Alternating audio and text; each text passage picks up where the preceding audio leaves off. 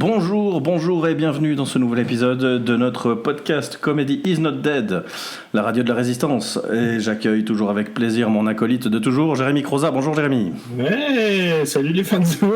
Salut les fanzous. La phrase que je lui avais demandé de ne pas dire, mais visiblement rien ne l'arrête. Et pour corriger le tir, nous avons le très grand plaisir d'accueillir un homme de radio, un homme qui sait ce qu'il faut dire et ce qu'il ne faut pas dire. Johan Provenzalo. Bonjour Johan.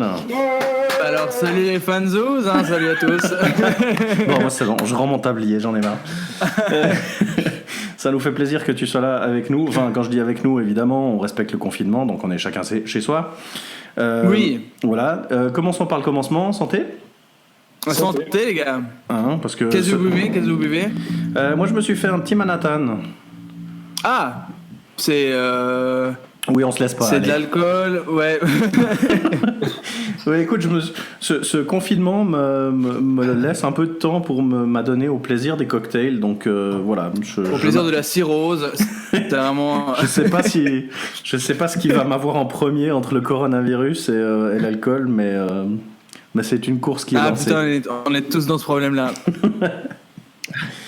Donc voilà, évidemment que quand on fait un podcast par les temps qui courent, forcément on va parler un petit peu d'actualité, de ce qui est toujours présent à notre esprit et qui fait que beaucoup de monde reste à la maison même s'il fait vraiment beau, c'est-à-dire l'arrivée du pollen et des le compte allergies. Instagram d'Emilie Ratajkowski. Aussi, tout à fait. Mais ça c'est toute l'année, tandis que là on arrive vraiment dans la période où... On a une raison maintenant. C'est ça, on a une excuse, c'est beaucoup dire. Mais non, effectivement, il y a les pollens qui débarquent et donc les allergies qui font que tout le monde nous fusille du regard dans le bus, alors qu'il faut pas prendre le bus. Ouais. Tu souffres toi-même de ce genre de problème ou tu es immunisé contre cette bête? Contre le regard des gens. Contre le regard des gens, exactement. Moi, je crois que j'ai jamais eu de problème avec le pollen. Je sais que ça s'attrape. Mais jusqu'à maintenant, moi j'ai toujours eu la chance de pas hériter d'un nez de la taille d'un pont à partir de mi-mars, et puis de pleurer du sang les jours de printemps, donc non, ça va. Le début du podcast, c'est génial déjà. Je te remercie de décrire ce dont je souffre avec autant de poésie. Non, mais c'est... Voilà. Ah, t'as le pollen, toi? Ah, moi, c'est une catastrophe. Quand mon allergologue m'a dit que j'étais un polyallergique lourd, je lui ai dit restez poli. Non, je suis allergique à tout. Donc, c'est pratique, par exemple, pour vivre. Non, c'est ça. En fait, ma période de sensibilité au pollen va de janvier à septembre. Et puis, voilà. C'est quand même une grande période. Et puis en septembre, en fait, tout le monde pousse un peu le chauffage et du coup, il y a les acariens qui prennent leur lait. Comme ça, je fais le pont pour retourner jusqu'à janvier. À quoi ça sert de vivre une bonne année finalement? C'est quoi une bonne année? Respirer, c'est superflu. J'ai fait le test, je vous assure, il n'y a pas besoin.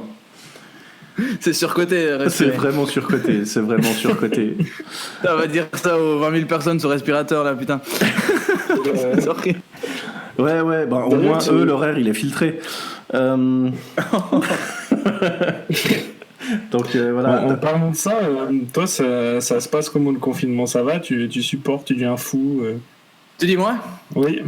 Ouais, écoute, ça va, moi j'ai quand même la chance encore d'aller bosser, donc tous les matins je me lève pour aller à la radio, donc ça c'est cool, ça me permet quand même de voir la lumière du soleil.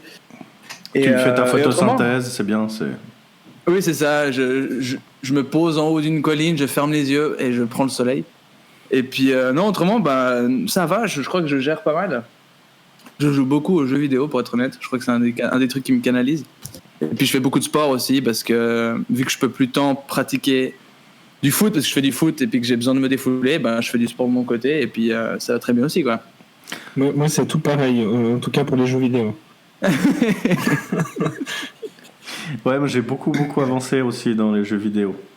Au niveau sport... Oui, mais tout ce qui est jeux vidéo, je pense qu'on peut lancer un spectacle de e-sport. Oui, je pense qu'il faut qu'on lance une chaîne de Twitch, une chaîne de streaming online avec que des humoristes qui jouent très mal à des jeux vidéo. Je pense que ça serait... À tout. Il y a un vrai concept à ce niveau-là. Non, le confinement amène évidemment déjà une vie trépidante. Par exemple, moi cet après-midi, j'ai nettoyé mon four. Mais oui, non. Mais non, s'il te plaît, arrête. C'était l'élément. Ça sert à rien de commencer à taper comme ça fait même pas 10 minutes. Non, mais Jérémy, s'il te plaît, quoi. Non, mais c'est vrai. C'était le fait marquant de ma journée. Et bon, j'ai dû lire les instructions de la bonbonne de trucs. Ok, parce que... donc tu restes un être humain. Okay. Ça me rassure. Non. Ça fait peur, là. Je me suis dit... Purée, quand même. Non, mais puis après, il a fallu que je m'applique un petit peu parce que, en fait, cette bonbonne, je l'ai achetée quand j'ai déménagé il y a 2 ans. Elle était encore dans l'emballage, donc... Non, mais en fait, ce confinement, ça fait du bien pour mon four, essentiellement. Alors, je sais pas si ça fait du bien, parce que moi, pendant le confinement, en fait, je joue au Scrabble en ligne. Ouais, j'en suis là. Protéger les personnes âgées. Jérémy arrive. Attention, je me suis fait un compte payant sur chibre.ch. Oui, alors pour ceux qui sont pas suisse romand, Chibre en Suisse romande, c'est un jeu de cartes. Hein, c'est pas. Bref. Alors j'ai un truc à avouer parce que moi aussi Tu pratiques le chibre. Oui, je pratique le chibre avec les copains. Bonjour Yann. Stock, les gars, c'est arrêtez tout quoi. Ah ouais, mais il faut qu'on s'organise. C'est pas moi qui finis pomme aujourd'hui, je vous dis. Ah ouais. Non mais honnêtement. Mais généralement tu fais pique double. On essaie de faire pique double, mais c'est chiant pique double quand même. Ouais, ça va vite. Non, alors attends, moi je suis un aficionados du pique double, pour moi il n'y a rien d'autre qui existe. Oh, excuse-moi, on a pique double man. Excuse-moi, super pique double. Monsieur pique double. Jérémy pique double et coffret, pardon. Voilà. Non, là je m'inscris en faux. Je tiens à ce qu'on maintienne un certain niveau de standard en termes de ce qu'on joue. Enfin voilà, il y a des choses qui se font, il y a des choses qui se font pas. Moi je peux pas laisser dire ce genre de choses dans le podcast. Double. Toi toujours. Tu piques double, Max. Toujours. On pique double. Ça. Voilà. Bon, moi je suis vraiment très content parce que le début de ce podcast. Ton cocktail de café. il tape pas mal mon cocktail. Non, mais je suis très content parce que. C'est un double du coup aussi. Ouais, j'ai un peu forcé. Pique double vodka, c'est ça. J'ai un peu forcé. Manhattan. Mais en plus c'est un Manhattan, ce qui est voilà, on est en pensée avec ce qui est en train de se passer à New York en ce moment. En Turquie. Et en Turquie exactement. Putain, honnêtement, les premières minutes de ce podcast, c'est un beau foutoir. Je vous remercie énormément. Ça fait vraiment plaisir. Ok, on va rester concentré. D'accord, concentré. Non, moi j'apprécie. Il y a aucun souci. Manhattan. Gros big up à tous les Manhattaniens. Les Manhattanais. Salut Manhattan. On dit Manhattanien ou Manhattanais? Je crois qu'on dit les Manhattanners. Voilà, quelque chose comme ça. Ceci dit, c'est le moment culture du podcast quand même. Le nom de Manhattan vient d'un dialecte. Ah, c'était bien parti. Non, mais c'était bien parti. Mais attends, j'ai un demi-Manhattan dans la gueule, ça va aller. J'ai pas mon. Et Croza, éloigne-toi de ton micro parce qu'on comprend rien à ce que tu dis. Ouais, je parle un peu comme ça. Honnêtement, bref. Donc, moment culture. Manhattan vient d'un dialecte indien local de là qui veut dire l'île où on s'est pété la gueule parce qu'ils ont bu comme des outres avec les blancs qui débarquaient là, et du coup ce lieu c'est le lieu où on était ivre-mort. Donc c'est l'île de la Murgée. L'île de la Murgée, exactement. Donc on est raccord avec tout ça. Ok. Bienvenue dans Manhattan Podcast, le podcast qui pique double. Le qui pique double, exactement. Exactement. Donc toi, en fait, le confinement, il est pas complètement confiné parce que du coup, tu vas quand même à la maison de la radio. Je vais quand même à la radio, ouais, mais je fais vraiment partie des encore à la radio. Vu que je fais partie de l'équipe de la matinale et puis que c'est une des émissions importantes. Ils ont décidé de garder vraiment l'essentiel, donc les animateurs. Les journalistes, on n'a plus de journalistes. Et puis, ouais. Donc, je peux même pas me lever un peu plus tard pendant ce confinement, quoi. Ah bah merde. Franchement, c'est au moins que tu puisses, je sais pas, faire ça depuis la maison en slip tranquille, quoi. Ouais, bon, on a fait ça pendant une semaine. Et de 6 à 7, je parlais un peu comme ça parce que ma meuf, elle dort dans la chambre d'à côté. Ah ouais. Du coup, c'est salut à tous et bienvenue sur Couleur 3. Tu sais, c'est comme quand je faisais des vidéos quand j'habitais encore chez mes parents, puis que je le faisais pas trop fort pour que mon père il ait pas trop honte de ce que je suis devenu. Salut, vous écoutez Couleur 3, les gars. Yes. Faites pas trop de bruit. Parce que... Non, c'est ma meuf qui dort quand même. Ouais, c'est clair que si ton taf c'est de réveiller la Suisse romande. En plus, à une période où personne n'a envie de se lever. Avant la Suisse romande. Ouais. Oui, clairement, c'est ça. Je veux dire, c'est vraiment. Tu es censé donner l'énergie à tous ceux qui se lèvent pour faire fonctionner la société, c'est-à-dire quasiment personne en ce moment. C'est-à-dire 25% de la population. Voilà. C'est tout, je crois. Qu'on applaudit d'ailleurs tous les soirs. Ouais, bravo. Non, mais c'est pas l'heure, c'est pas le moment. On essaie de coordonner que la fin de ce podcast, ce soit avec les applaudissements. Sachant qu'il est 18h43. Ça va être un très long podcast.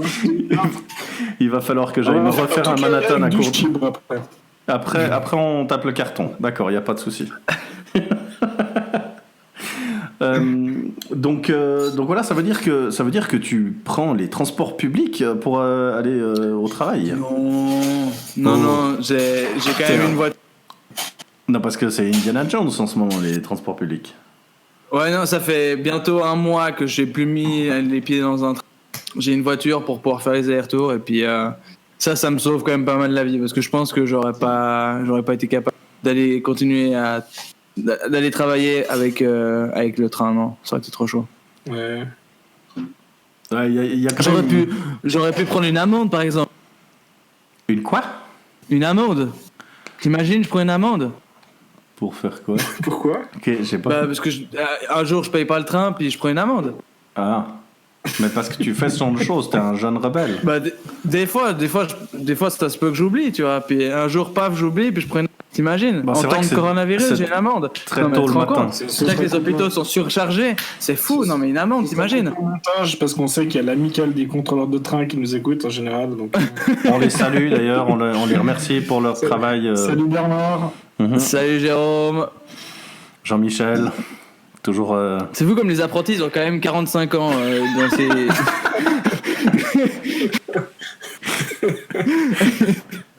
Bah, c'est je fais un CFC de contrôleur de train. J'ai quand même travaillé 25 ans comme menuisier. Je voulais changer un peu. Écoute, je sais pas, mais j'ai l'impression que c'est pas une première aspiration. C'est comme mettre des contredanses sur les gens mal parqués là, tout ça, c'est pas le genre de truc où les gamins ils grandissent en se disant quand je serai plus grand j'ai envie de coller des amendes et de faire chier le monde, tu vois. Enfin, c'est pas voilà.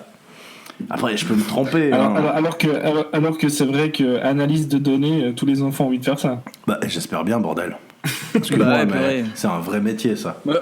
On me file des données, je les analyse. Moi je suis désolé mais. C'est exactement ça. Moi, je ne saurais faire autre chose quand on me donne des données. C'est comme... que les analyser, on est d'accord. C'est hyper... Moi, c'est un réflexe. On me donne une donnée, paf, je l'analyse. Ouais. Bah ouais. Voilà. Ouais, moi, j'ai pas ce déclic. Ah, fais chier. Tu fais quoi, toi, Jérémy? Tu faisais... Moi, je faisais quoi? Ouais. J'étais commercial. Putain, à un moment, on me file un produit, je le vends, quoi. Bah, c'est ça. Ouais. Alors que moi... on me file un produit, je le garde. J'ai choisi tu vois, chacun son truc. Du coup, moi, j'ai choisi le moment idéal pour me lancer dans ma carrière d'humoriste. Oui, c'est vrai, le moment où... Bon, je sais pas si... Tu sais si t'as des collègues qui travaillent encore? Moi? Oui, ouais. Ils travaillent par téléphone. Ouais, c'est ça, ouais. Bah, tu peux peut-être faire des blagues par téléphone. Ça prend le bottin. Salut, c'est Jérémy Crozat, je suis une feignasse. Arrêtez de m'appeler. Alors moi je propose effectivement qu'on fasse ça. On va faire des canulars téléphoniques. On va faire ça, des petites capsules du podcast. C'est bon, c'est décidé, on va faire ça. J'ai un vélo d'appartement, je veux pas de votre vélo d'appartement. Non mais bon. Non mais j'essaye pas de vous le vendre, je vous raconte une histoire. Mais je m'en fous de votre histoire. Non, ça va être bien, ça va être très très bien. Je vais essayer, je vous redirai. Bah, on se réjouit de ça. Bref, confinement, c'est évidemment le mot du jour, enfin de ces jours, on ne sait plus quel jour on est. Mais il y a aussi un élément qui revient régulièrement, c'est les réseaux sociaux et notamment Instagram, où en fait tout le monde, l'activité d'Instagram a, je pense, triplé depuis qu'on est tous à la maison. Ah, c'est fou, ouais. C'est la folie absolue. Et toi, tu es déjà à la base énormément sur Instagram. Ouais. Plus que d'autres réseaux sociaux. Qu'est-ce qui t'a attiré, toi, sur cette plateforme à la base ? Bah, je trouve assez cool parce que tu peux faire des vidéos, tu peux poster des photos, tu peux faire des stories. Je trouve que c'est très complet. Et je trouve que l'interface d'utilisation aussi, elle est beaucoup plus agréable que Facebook.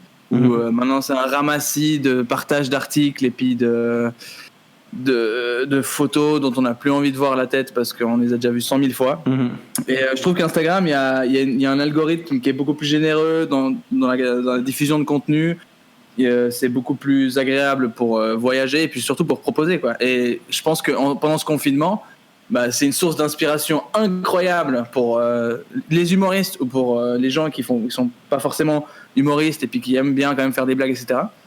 Donc vu qu'on se fait chier, bah, qu'est-ce qu'on fait ? Soit on regarde, soit on propose du contenu sur Instagram. Et je trouve que ce qui est bien avec ce confinement, entre guillemets, c'est que ça a montré que l'ennui, c'est un immense créateur de créativité, justement. Et que ouais, ça pète parce que les gens ont que ça à faire, quoi. En fait, les humoristes, c'est juste des gens qui sont ennuyés utilement. Oui, complètement. J'ai l'impression. Complètement. Après, il y a un certain filtre qui était appliqué de par l'activité générale. Et que là maintenant il n'y a plus tellement de filtres et tout devient du contenu en fait.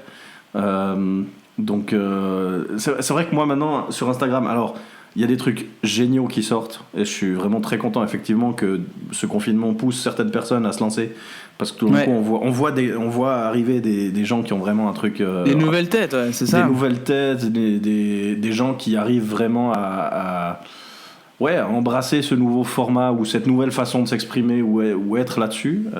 Et puis c'est vraiment cool. Ouais. Et puis il y en a aussi tout plein où c'est clairement pas leur truc. Et qu'il y a une quantité de stories qui sont juste à la limite un peu pénibles à voir en fait. Ouais, bon, donc, après tu vois, il faut juste filtrer. Il y a juste un tri à faire. Mais, ouais, c'est ça. Ouais. Mais c'est inévitable. Mais c'est vrai que ça a le gros avantage de montrer des nouvelles pousses qui arrivent comme ça et c'est vraiment très chouette. Bah à fond, c'est un immense vecteur de créativité et puis je trouve que c'est un super moyen aussi de se faire voir. Instagram, enfin les réseaux sociaux en général, quoi. Moi j'ai commencé là-dessus à l'époque, à la grande époque de Facebook. Et puis maintenant j'ai pris le virage parce que Facebook c'est devenu. Alors juste pour les jeunes, oui, voilà. Expliquer Facebook. C'est là où vos parents y vont pour s'envoyer des pokes et puis des mèmes et jouer au Scrabble en ligne. Oui, c'est ça. Puis t'as vu, je t'ai envoyé un bonbon pour Candy Crush. Enfin, tu vois, c'est ça. Donc, je t'ai mis jadis contre triple. Mais voilà, donc moi j'ai pris le virage avec Instagram et puis maintenant t'as un autre truc qui arrive encore. C'est que dans 3 ans, Instagram sera devenu le Facebook de TikTok, par exemple. Ouais, ce sera le truc de vieux, Instagram. Ouais, c'est ça. Ouais. Et j'ai l'impression que c'est un perpétuel voyage entre les plateformes de réseaux sociaux. Et à quel moment est-ce que toi tu penses que tu vas te dire en fait je suis vieux, je vais rester sur Instagram ou alors est-ce que tu te dis non je vais lutter pour qu'on je m'accroche, je fonce je veux faire rire des mineurs. Non. Si c'est que ça, c'est ouais, mineur qui rit, Mathieu dans ton jardin pour un barbecue. Exactement. Non mais je pense que je vais où je suis le plus à l'aise, je pense. Si je reste à l'aise sur Instagram et puis que la façon dont Instagram traite mon contenu et puis le fait voir aux gens, ça me plaît, j'y resterai. Tu vois, Facebook, je suis parti parce que au bout d'un moment, je me suis cassé le cul à construire une page où j'avais presque 100 000 personnes et puis que maintenant, quand je publie un truc, t'as 20 personnes qui voient. Tu te dis un peu, mais en dessous de la gueule du monde, quoi. Puis t'as 4 notifications qui te disent payer 5 balles pour toucher 100 personnes de plus. Enfin, tu vois, tu te rends compte un peu que c'est un peu de la magouille, quoi. Bah, c'est clair que l'algorithme Facebook, il n'est pas conçu pour diffuser du contenu, il est conçu pour monétiser. Pour voir les amis. Enfin, voilà. Et puis surtout que c'est beaucoup plus axé sur tes amis. Les pages sont beaucoup moins mises en avant. Et puis. Du coup, paf, quoi. Les artistes, ils en pâtissent. Mais c'est pas grave. Justement, maintenant, il y a Instagram. Il y a toujours moyen de trouver une plateforme pour s'exprimer, ça c'est clair. Clairement, ça c'est sûr.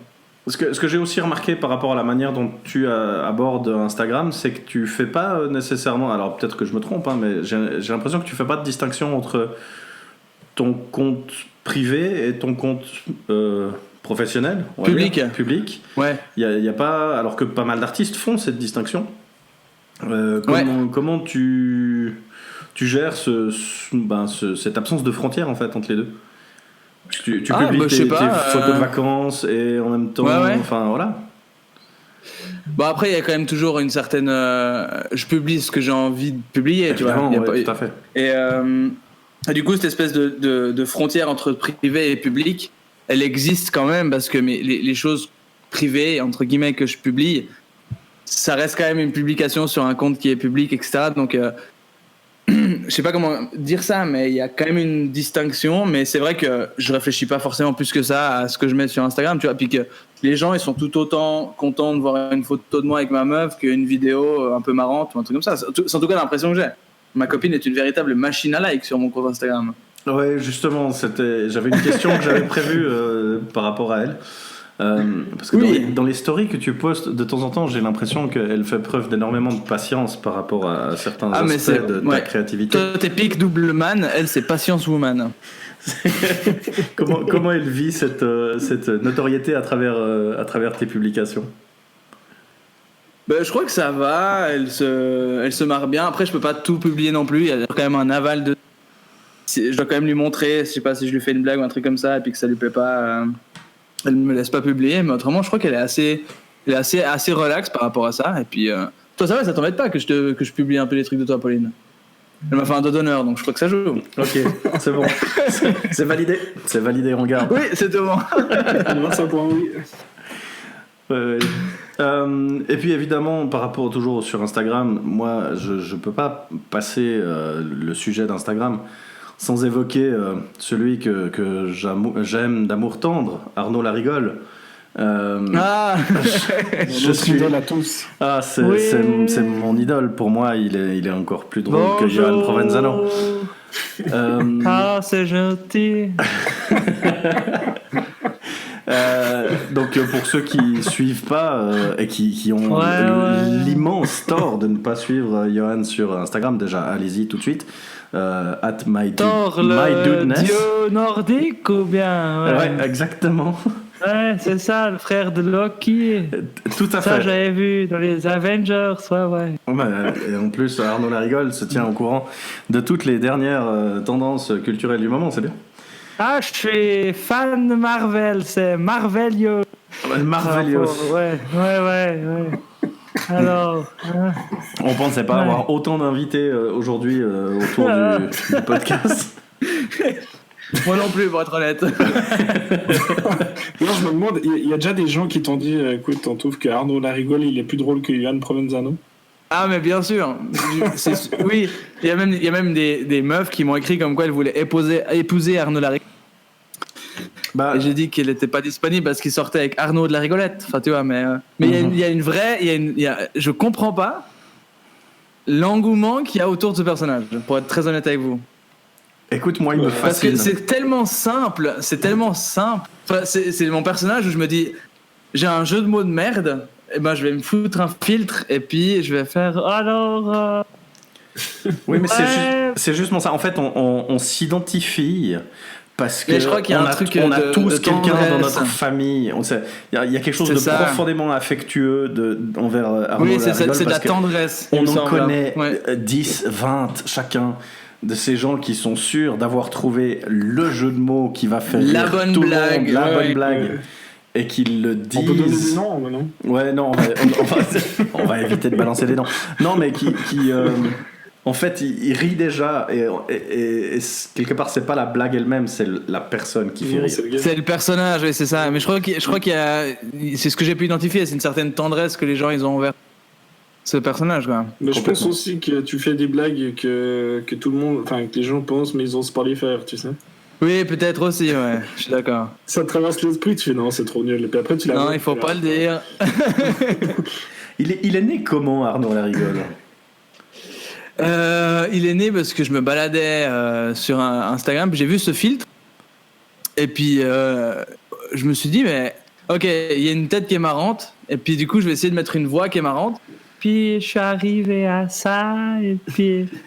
Après, je me suis dit, qu'est-ce qui pourrait être un peu rigolo? Puis je vais faire des jeux de mots, quoi. Puis, ouais, c'est juste. J'aime bien, ouais.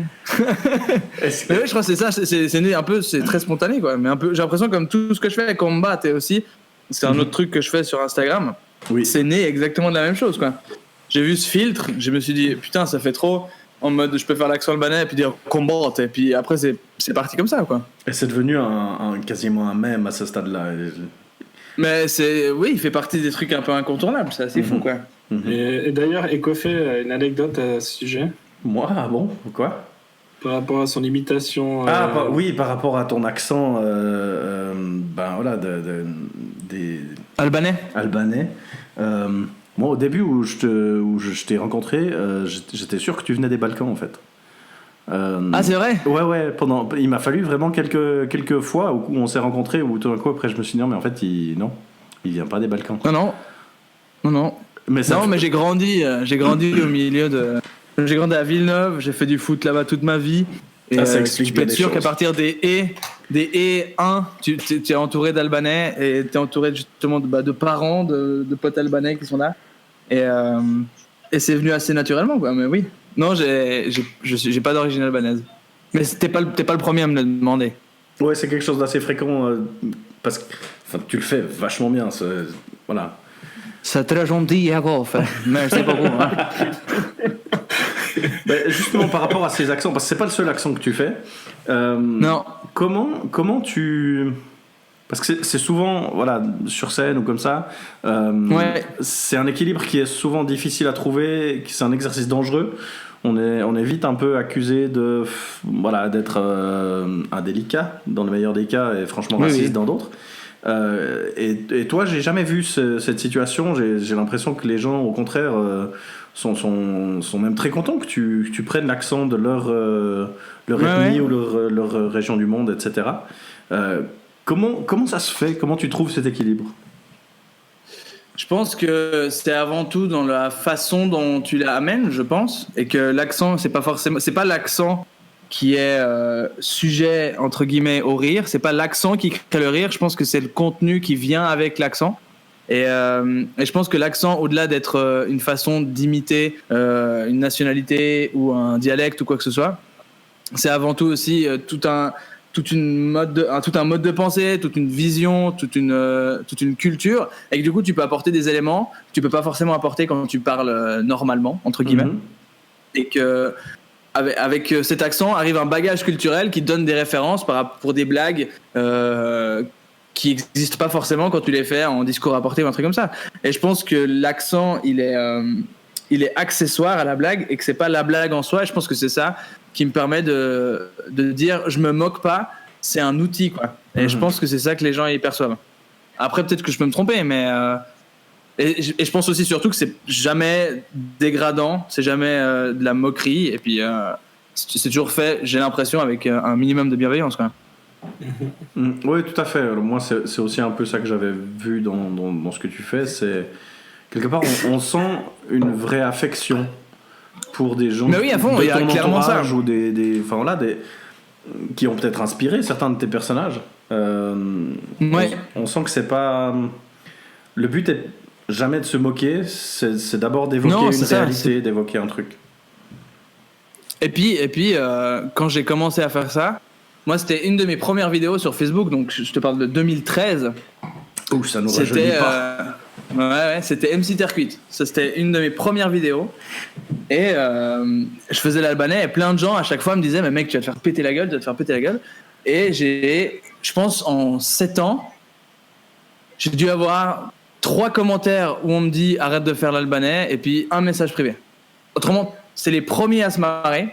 Okay. Et je pense que ça aussi, c'est parce que j'ai proposé une représentation d'une population en Suisse qui est quand même très importante. Oui. Et dont on parlait pas forcément dans le paysage culturel. Et je pense que ça a permis ensuite à une communauté qui est quand même très très présente ici de pouvoir, je sais pas, s'exprimer plus facilement, j'en sais rien, mais avoir une visibilité d'amener dans aussi. le paysage culturel. Ouais, c'est ça, d'amener dans le paysage culturel un accent albanais qui est quand même très présent ici en Suisse, quoi. Mm-hmm. En mode porte-drapeau, sans forcément faire le gars, mais en mode. Regardez, il y a aussi des Albanais. Il faut arrêter de dire qu'ils n'existent pas, quoi. Donc. Ouais. Quelque part un peu peut-être comme... peut-être que ça a aidé un peu ça, quoi. Certainement, oui. Juste avant, là, tu disais justement que tu avais fait des vidéos sur Facebook. Donc, tu as plusieurs cordes à ton acte. Hein, parce que tu fais du stand-up, tu étais youtubeur. Maintenant, tu présentes la matinale à la couleur 3 pour la radio. Tu as fait mime dans la rue à Villeneuve dans les années 90. Alors, j'avais une question à te poser. Est-ce que tu penses que cette expérience de mime t'a apporté un certain bagage pour ta carrière radiophonique ?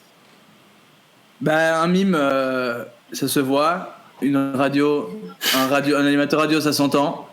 Je pense que si tu fais le chemin entre les deux, ça te permet de créer une espèce de vision sonore. Et je pense que je me suis toujours dit que ce stage de mime de 2 semaines entre 94 et 95, c'était une mauvaise idée. Mais aujourd'hui que je fais de la radio, ça m'a vraiment permis de me recentrer autour de mon corps et de proposer à travers ma voix des mouvements, quoi. Moi, je pense que, après, c'est évidemment peut-être une question de sensibilité, mais moi, j'ai l'impression que ça se sent pendant la matinale, ce bagage. Ah, mais la matinale, je la fais dans une boîte. Hein. Mm-hmm. Je suis enfermé dans une boîte de 2 sur 2 et je peux pas sortir. Autrement, je peux pas faire cette émission, les gars. J'aimerais quand même... La porte s'ouvre qu'à partir de 9h. D'ailleurs, juste pour nos auditeurs, tu pourrais juste leur imiter l'homme de la boîte, s'il te plaît ? Ouais, c'est fantastique. Ah putain, il est fort. Ah ouais. Ouais. Voilà, après c'est... Non, mais... J'ai quand même fait ça sur 2 semaines, quoi, les gars. Ah, c'est un métier, hein. C'est du travail. Il y a un travail incroyable. C'est beaucoup de travail. Moi, limite, je suis un peu ému, quoi. Ça me... Non, mais t'inquiète pas. Tu sais que je dors debout, quoi. Je dors debout. Ah, ouais. Ah carrément. Ok. Ouais. Moi, je mime l'horizontale. Ouais. J'aimerais quand même dire à quel point je suis fier de Jérémy Croza d'avoir réussi à poser cette question sans rire au milieu de sa question. Parce que je sais que... C'était compliqué, mais j'ai réussi. Non, il y a une belle performance là au milieu. Bien joué. 4e émission, je m'améliore. Hein. Ouais, tout à fait. D'ailleurs, dans notre première émission, on avait Thomas Wiesel et il nous a dit qu'on salue d'ailleurs. Salut Thomas. Coucou Thomas. Il a vendu la mèche. Hein. Il a dit qu'il fallait qu'on parle de toi parce qu'on a parlé avec lui des bides qu'on peut se prendre sur scène. Il a dit s'il y a un mec avec qui il faut parler du bide qu'on se prend sur scène, c'est Provenzano. Je sais pas si c'est un compliment ou... Non, mais il a dit que tu avais une expérience assez traumatisante. Ouais. Vas-y. J'en ai deux. Alors moi, ma carrière d'humoriste sur scène, elle s'est faite en 2 temps. Moi, j'ai commencé avec Thomas en 2012 avec le Banane Comedy Club où on est les 2 arrivés finalistes. Thomas a gagné et moi j'ai fini 2e à l'applaudimètre. Et ça se passait bien, etc. On a pu intégrer l'académie du Swiss Comedy Club. Mm-hmm. Et on est en l'été 2012. L'été 2012, Ivan Madonia, qui est encore le producteur du Swiss Comedy Club, nous contacte pour jouer dans un festival à Villars. Donc Villars-sur-Olon. C'est en montagne, on est l'été.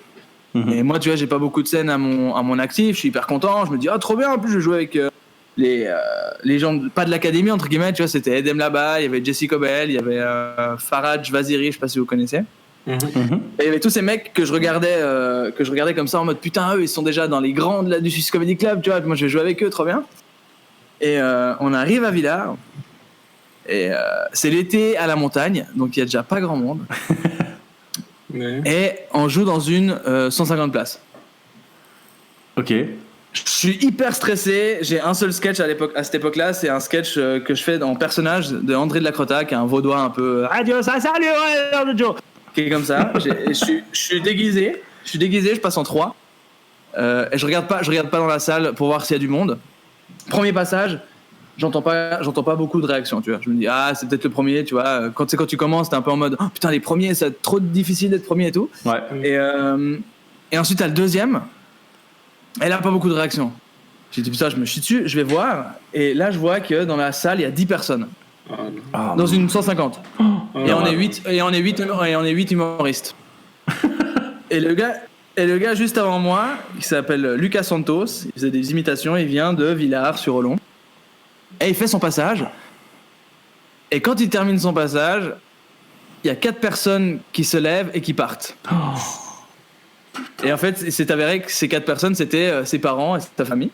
Donc ils attendaient que Lucas fasse son passage et après ils se sont cassés. Donc je suis monté sur scène dans une salle de 150 places où il y avait plus de monde derrière les coulisses que dans la salle. J'ai fait mon personnage André de la Crotta, donc 0 rire. Oh là là. C'est ma 5-6e scène de ma vie. Et tu sais ce que c'est de bider dans la peau d'un personnage? Le traumatisme. C'est la pire chose au monde. Parce que tu sais que ça se passe mal, mais à aucun moment tu peux dire allez, nique sa mère et tu pars. Non, tu dois faire puis t'es obligé. Puis t'as cette espèce de truc un peu pathétique autour du clown qui est là désespérément à faire rire des enfants qui s'en battent les couilles. Et je suis sorti de ce truc et j'ai dit mec, je veux arrêter ça. Thomas m'a dit mais non, t'inquiète, ça va aller, c'est le début, etc. 2 semaines plus tard, j'ai une première partie au Lido, Rest in Peace. Première partie de Greg Romano, j'ai encore une fois un seul sketch, c'est mon sketch de André de la Crotta.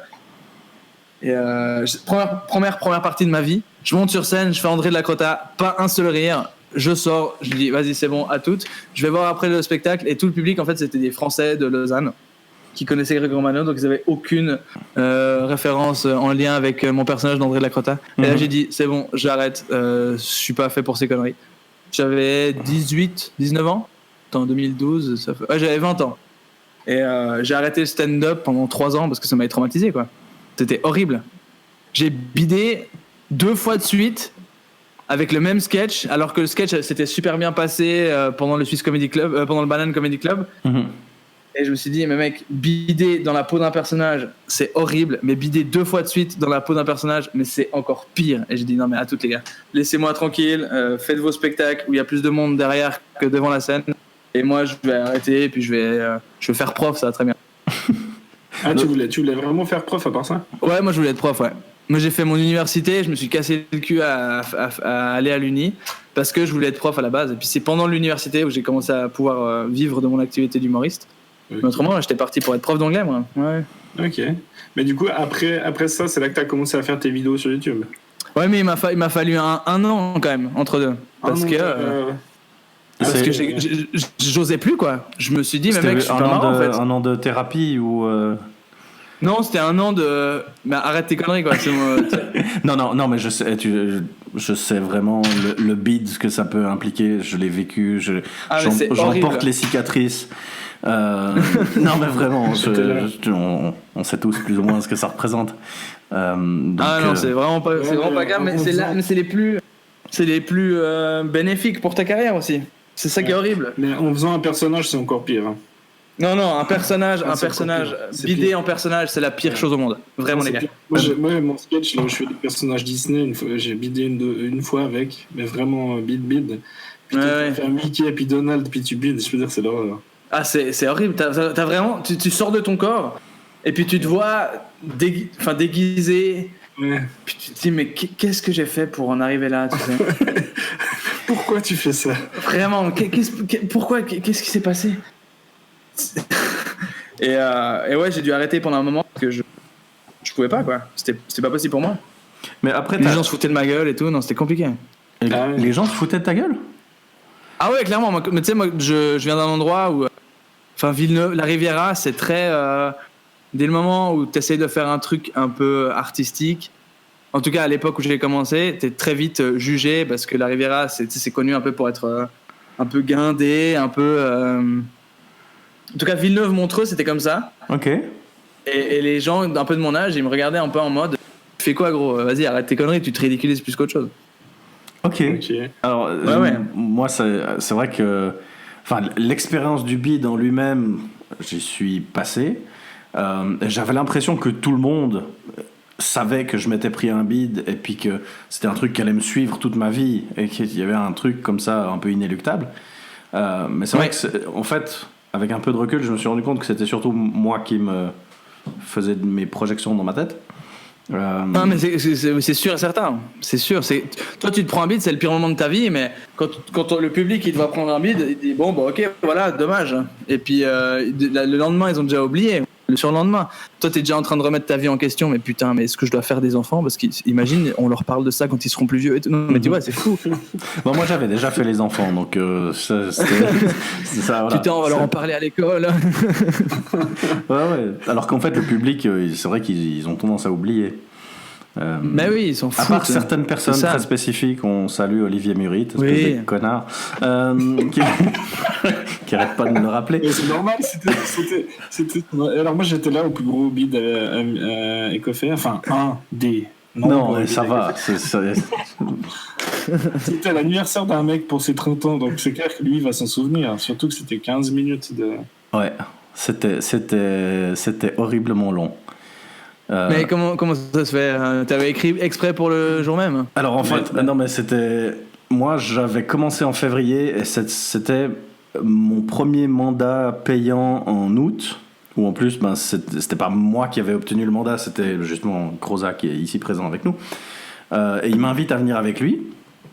Donc c'est la première fois où a priori je suis censé toucher un cachet pour ce que je fais. Et puis jusqu'à présent les scènes s'étaient passées bien, quoi. J'avais eu des très bons retours, donc j'étais beaucoup trop en confiance. Je suis vraiment allé c'est avec beaucoup trop de confiance. Si les premières scènes se passent bien, c'est traître, hein. Et j'ai passé l'été à écrire. Enfin voilà, j'étais là, ça marche bien, j'ai plein d'idées et tout. Je suis on fire. Je suis on fire et je suis arrivé avec 15 minutes de matériel neuf. Devant... Non mais c'était absurde. 15 minutes de matériel neuf devant des gens qui n'en avaient rien à foutre de ce que je faisais là. Ils étaient là pour fêter un anniversaire, ils étaient ivres-morts. Ils savaient pas qu'il y avait un humoriste qui débarquait. Toi aussi t'étais ivre-mort, je m'en souviens très bien. Non, attends. Parce que là il essaie de chercher des excuses, mais c'est pas du tout ça, c'est juste qu'il était mauvais, c'est tout. Parce que moi j'ai fait 15 minutes. Ça a marché. Ouais, mais c'est parce qu'il te connaissait. Non.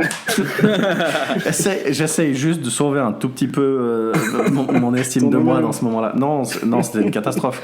J'ai fait... Alors, question de fierté, on va dire, professionnelle, j'ai fait mes 15 minutes. Je me suis pas effondré avant en partant en pleurant, mais c'est vrai que pendant 15 minutes, je crois que j'ai eu un rire nerveux. Et c'était moi. Ah, mais les gars, moi... C'était horrible. C'était horrible. Première privée de toute ma vie. Donc, spectacle pour entreprise. Ouais. Je joue pour Schweitzer, qui est une entreprise qui construit des chemins de fer, qui construit des pièces pour le train. Bussigny, un vendredi soir, c'est une chinoise, il y a 200 personnes. Je dois faire 3 passages. Ouais. C'est mes tout des... Donc j'ai un sketch en André de la Crottable, j'ai 2 sketchs stand-up où je parle de comment ça se passe depuis que je fais des vidéos. Je passe juste après le discours du président de la boîte, qui commence son discours en disant on va faire 1 minute de silence pour les 3 collègues qu'on a perdus cette année. Oh putain. Suite aux accidents de train. Donc t'as la minute de silence. Donc moi derrière je suis déjà elle est cool cette première partie, c'est pas mal. Horrible. Et après ils commencent à partir sur un discours méga pathos comme quoi c'est hyper important. C'est aussi de leur faute s'ils sont morts parce qu'ils n'ont pas fait gaffe à la sécurité, etc. La salle est composée à 95% d'hommes. Il fait son discours et à la fin de son discours, il dit d'ailleurs l'entreprise se porte plutôt mal si d'ici la fin de l'année, on remonte pas dans les chiffres, je vais devoir virer 20% de l'effectif. Et maintenant, l'humoriste. Je te jure que c'est l'enchaînement au mot près. C'est l'enchaînement au mot près. Et maintenant, l'humoriste. J'ai pas de musique d'intro. Je monte sur scène. Mon micro, il marche pas. Je commence à parler. J'ai 3 phrases. Il me laisse ma chance pour 3 phrases, les mecs.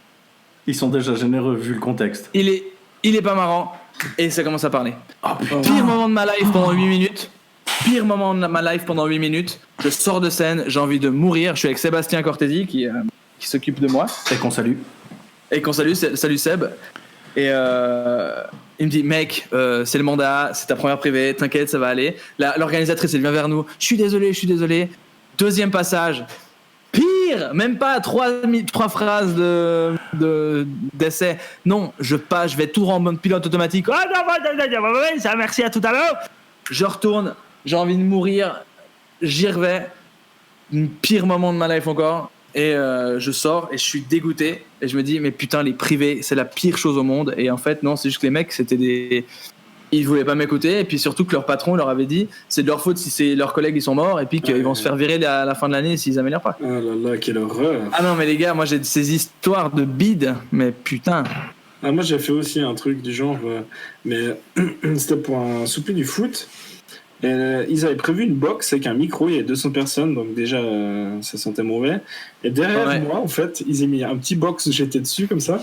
Et derrière moi, ils avaient mis des goals, et puis il y avait des gamins qui jouaient au foot. Pendant ton passage?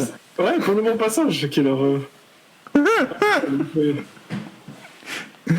Quelle horreur. Ah putain. Mais tu vois, moi je t'en parle parce que je m'en souviens comme si c'était hier, alors que c'était une de mes pires expériences de ma vie. Et je pense que c'est ça qui est intéressant, c'est que c'est ça que tu retiens, quoi. Et puis surtout maintenant, c'est grâce à ça que j'ai su que, ok, les privés, si je veux attirer leur attention, il faut que je parle d'eux, il faut que j'écrive des blagues sur eux, et puis après je peux partir sur mon matos si j'ai le temps, mais voilà, il faut que je fasse des blagues d'abord sur l'entreprise, c'est ça. Parce qu'ils vont s'en battre les couilles. On les interrompt pendant qu'ils parlent. Ils sont pas venus te voir. C'est leur seul repas de l'année avec leurs collègues. Mais ils s'en battent les couilles d'un humoriste. Alors si au moins l'humoriste, il parle de l'entreprise et puis de ce qui se passe dans l'entreprise, ah bah là tu les chopes et puis tu te dis putain, il parle d'un truc que je connais, ok, je vais l'écouter, tu vois. Mais pendant mes premières privées, j'étais vraiment méga naïf. Salut, moi c'est Yoann Provenzano, on s'en fout. Ouais. Ah, j'en ai combien des comme ça, les gars, c'est abusé. Ouais, les premières, c'est horrible. Hein. Ah ouais, non, les premières, quand t'arrives puis tu fais tes sketchs comme ça sans parler d'eux, t'oublies, quoi. Non, laisse tomber. Ouais. Mais le pire, c'est quand t'as plusieurs passages, justement, comme tu disais avant. Non, c'est la pire chose, plusieurs passages. C'est la pire chose. Quand ça se passe mal, c'est la pire chose. Quand ça se passe bien, tu remontes pour la 3e fois, t'es le roi du monde. Ouais. Mais autrement, ah non, c'est dur.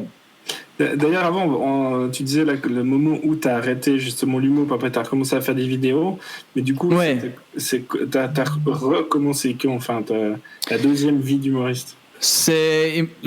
Alors celle-là était encore une fois en 2 temps, donc j'ai commencé les vidéos, c'était 2013, au mois de juin 2013, j'avais fini ma Mathieu au gymnase. Parce que j'ai fait 5 ans de gymnase, j'ai fait 3 ans en diplôme, après 2 ans en Mathieu, parce que je voulais absolument aller à l'Uni pour devenir prof. Et puis je finis ma Mathieu et j'avais fait une page Facebook pour mettre mes dates pour quand j'étais humoriste où il y avait 200 personnes dessus. Puis je me dis bah vas-y, tu sais quoi, je vais essayer. Au début je postais des photos un peu rigolotes. Je mettais des petits montages avec 4 photos différentes où c'était un peu une petite histoire. Et il y avait un mini engouement, tu vois, c'était 50 j'aime, c'était le plus beau jour de ma life. Et Instagram a commencé à lancer leur principe de vidéo. Et c'était 15 secondes à la base. Ça durait que 15 secondes. Et j'en ai fait une. Et puis, je l'ai posté sur Facebook pour essayer.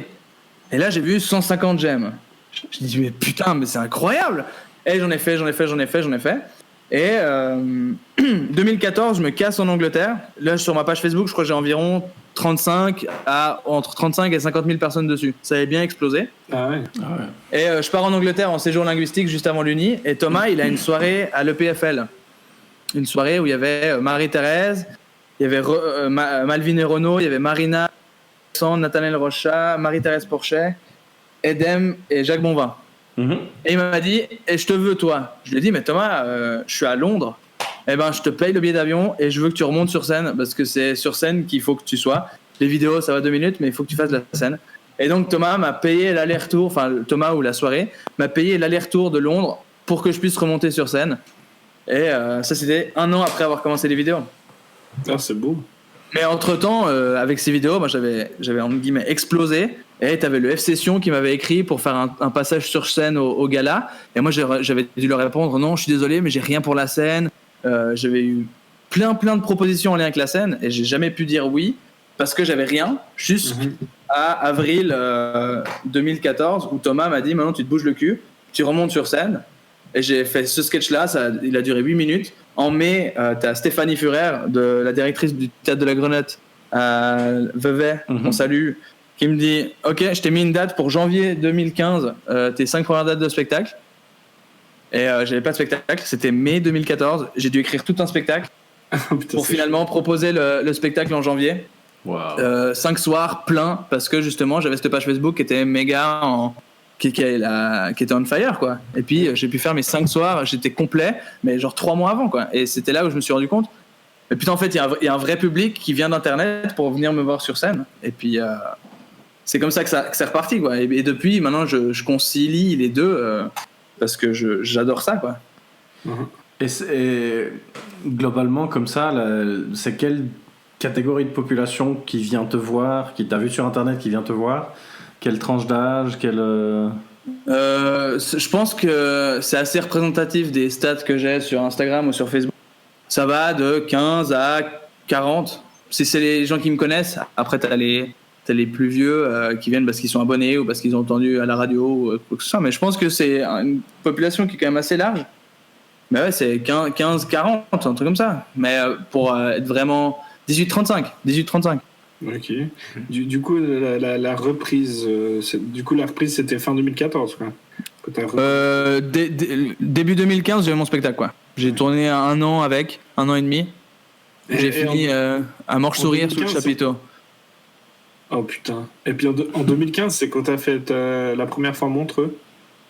Ouais, au Gala Suisse, dans la petite salle encore. C'était la petite salle. Ah ok, ouais, d'accord. 2016, c'était Stravinsky.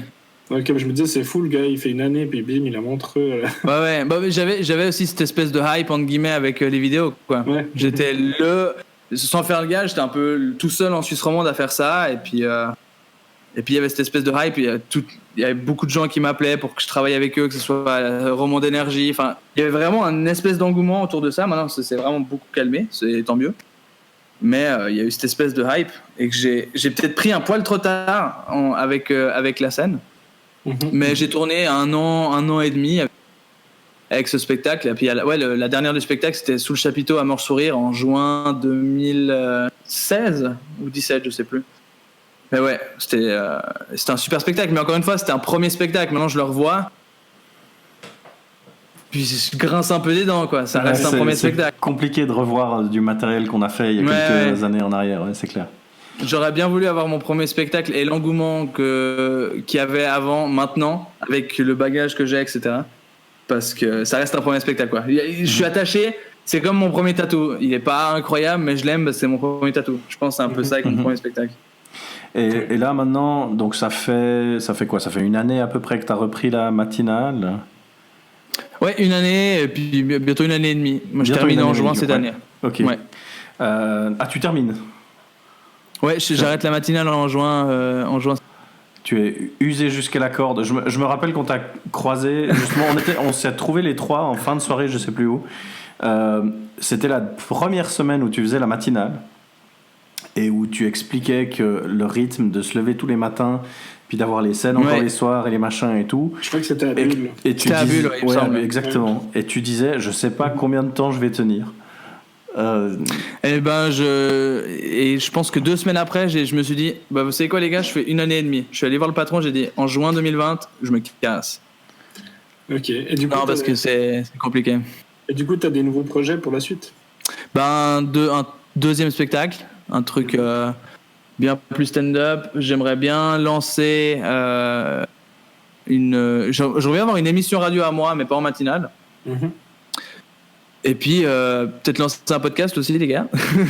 C'est vraiment... Moi, j'aime bien ça, mais on verra. Il faut qu'on discute. Hein.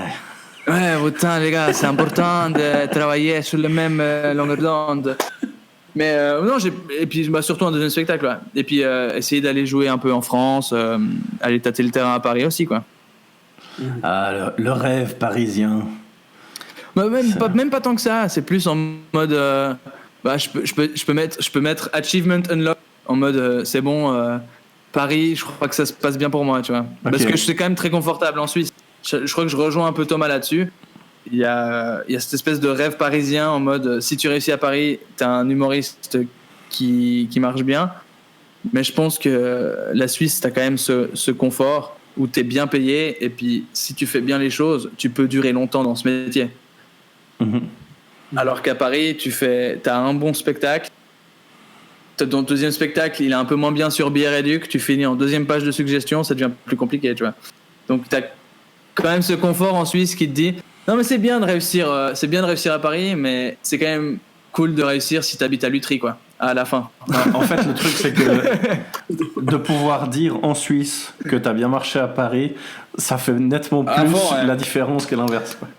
Mais les gars, Marina, elle existe en Suisse parce qu'elle a d'abord existé en France et c'est fou. Mm-hmm. Charles, c'est la même chose. Il commence gentiment à exister en Suisse parce qu'il commence à marcher en France. Thomas, on s'arrête intéressé à lui. Ok, il y a eu cette histoire avec sa chronique sur l'UDC, mais Quotidien et France Inter, ça lui a donné une... En fait, j'ai l'impression que pour être crédible en Suisse, il faut qu'on marche bien à l'étranger. Et... ceux qui ont réussi à faire ça, c'est les Vincent. Mm-hmm. Et puis la génération d'avant, ok. Mais celle d'aujourd'hui, t'as les Vincent et puis t'as Yann Marguet. Mais autrement, pour un artiste suisse, si tu veux conquérir, Marina, elle remplit un théâtre du Léman, mais c'est parce qu'elle fait France Inter, tu vois. Ouais. Marina, elle aurait continué sur Couleur 3, je sais pas si elle aurait rempli le théâtre du Léman. Mais je pense que dommage, ce que tu mentionnes, les exemples, les Vincent et Yann Marguet, c'est des gens qui viennent des médias. Alors les Vincent, ils ont évidemment tout un background qui est de la scène et tout ça.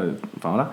Mais c'est vrai que et c'est aussi quelque part ce que tu dis par rapport à l'impact que les vidéos ont pu avoir pour toi. C'est-à-dire que pour exister sur scène, il faut exister ailleurs. Il faut exister que ce soit sur Internet, que ce soit à la radio, que ce soit. Enfin, c'est notre problème, Ecofé. Bah, c'est pas pour rien qu'on fait un podcast, bordel. Non, mais voilà, c'est un peu. Mais en fait, la scène, c'est le. Admettons que tout ce que tu proposes ailleurs, c'est un catalogue Zalando. Et ben, la scène, c'est quand les gens, ils ont assez apprécié le produit pour se le faire livrer. Et ben, la scène, c'est exactement pareil. T'as Internet pour dire aux gens, regardez, je suis marrant.